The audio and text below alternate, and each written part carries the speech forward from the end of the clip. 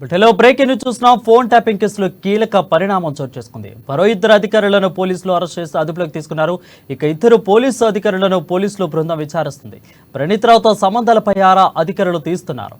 ఇక Banjara hills police స్టేషన్లో విచారణ కొనసాగుతుంది.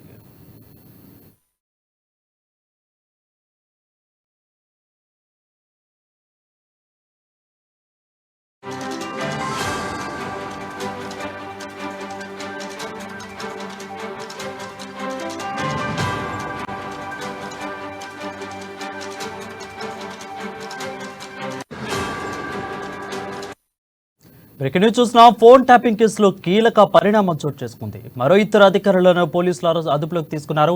ఇక ఇద్దరు అధికారులను పోలీసుల బృందం విచారిస్తుంది. ప్రణీత్ రావుతో సంబంధాలపై అధికారులు ఆరా తీస్తున్నారు. బంజారా హిల్స్ పోలీస్ స్టేషన్లో విచారణ కొనసాగుతుంది. దీనిపై మరింత సమాచారం మా ఇన్పుట్ ఎడిటర్ శ్రీనివాస్ అందిస్తారు. శ్రీనివాస్, చెప్పండి. రైట్ వరుణ్, ఏదైతే ప్రణీత్ రావు కేసుకు సంబంధించి మరొక కీలక పరిణామం ఈరోజు చోటు చేసుకుంది. ఏదైతే ప్రణీత్ రావుతో సంబంధాలున్న డ్రైవర్ తో పాటుగా మరో అధికారిని పోలీసులు బంజారా పోలీస్ స్టేషన్ లో విచారిస్తున్నారు. మనం చూస్తున్నాం కదా, ముందు నుంచి కూడా ఈ కేసుకు సంబంధించి అనేక కీలకమైన వ్యక్తులు కీలక పరిణామాలు చోటు చేసుకుంటున్న పరిస్థితి మనకు తెలిసిందే.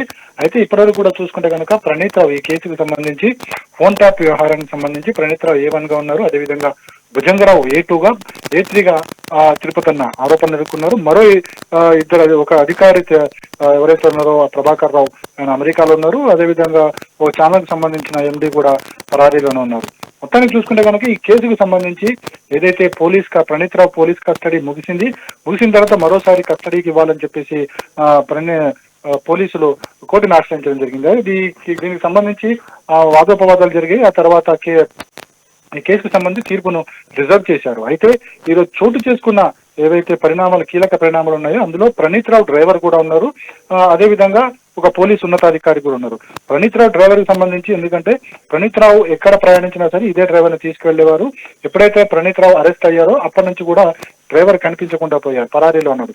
అయితే ఆయనను కూడా ఈరోజు పట్టుకుని తీసుకురావడం జరిగింది. అదేవిధంగా ఈ కేసుకు సంబంధించి ఎప్పుడైతే కస్టడీలో విచారణ జరుగుతున్న క్రమంలో వెల్లడించిన పేర్లు ఏవైతున్నాయో ఆ వెల్లడించిన పేర్లలో ఈ అధికారి పేరు కూడా ఉండడంతో పోలీసులు ఆయనను తీసుకురావడం జరిగింది. ఇక మరోవైపు చూసుకుంటే కనుక ఈ కేసుకు సంబంధించి ఇప్పటికే రాజకీయ పార్టీల నేతలందరూ కూడా డీజీపీకి ఫిర్యాదు చేసిన సంగతి కూడా మనకు తెలిసిందే. అటు కాంగ్రెస్ సంబంధించిన NM కావచ్చు, బీజేపీ నేతలు కావచ్చు, వీళ్ళందరూ కూడా ముందు నుంచి కూడా అనుమానం వ్యక్తం చేస్తున్నారు. సో ఈ నేపథ్యంలో ఈ కేసుకు సంబంధించి ఇప్పటికే డీజీపీ దగ్గర కూడా అనేక మంది నాయకులు ఎవరైతే ఈ ఫోన్ ట్యాపింగ్ మీద తమకు జరిగిందనే అనుమానం వ్యక్తం అవుతుందో వాళ్ళందరూ కూడా అక్కడికి పోలీసులకైతే ఫిర్యాదు చేయడం జరిగింది.